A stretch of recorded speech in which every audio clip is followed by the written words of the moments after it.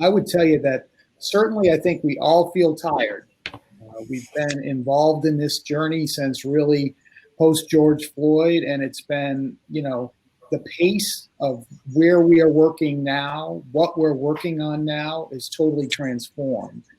And I've talked to a lot of my peers and it's hey, it's very challenging times, certainly, but I would say it's also an opportunity. So I've been looking at the ability for us to kind of stretch the organization, to kind of take it to places it's never been before.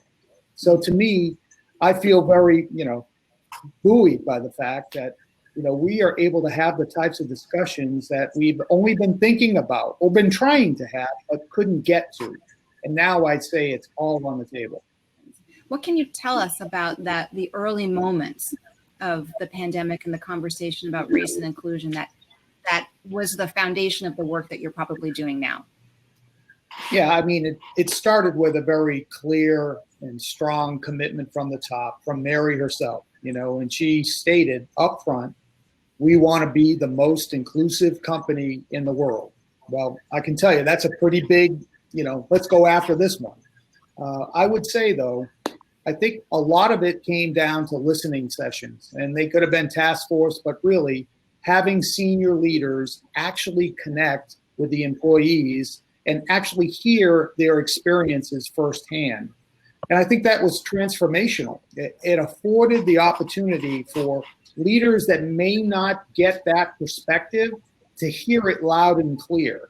And I think from there, it expanded to where senior leaders have now been talking about inclusion.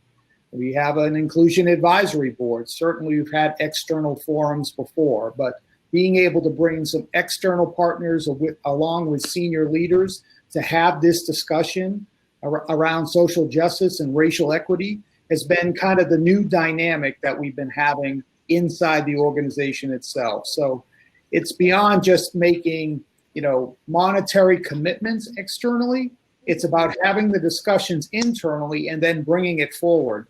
And as you mentioned, Mary has been also a leader on the business roundtable, and she's been really kind of leading the effort around education and the workforce committee. So I know a lot of things from early childhood education to new pathways to be able to bring folks into our workforce has been something that's been tantamount in where she's been trying to focus. Even in the most enlightened company, there are people who are just not fluent in this new language and feel resistant to it or very nervous about it or even worried about using a term incorrectly. What have you learned and specifically has worked, or maybe what have you learned has not worked about helping people who are particularly people of influence within an organization get fluent more quickly? That there are going to be senior leaders who may not have been there. Their maturity level in the D&I spectrum, it may be low. They've never talked about race, felt uncomfortable about it. They don't talk about politics either. So it may be they lack the muscle memory to be able to do it because they've never really exercised that. So I think for us, as we've tried to take a step back and just have some basic templates for folks to be able to have these crucial conversations. We start by just having listening sessions, as I mentioned before, that Mary started, to where, just listen, open your ears and listen to what people are saying. And we also had a senior executive, African-American, our executive vice president for manufacturing, who, he went on, he kind of went through the protocol that he talked to everybody in the company about of what he goes through as having 4 sons. But beyond that, he said, hey, look, there was a movie some years ago called Avatar. If you don't know what to say, there was a great line in it, I see you.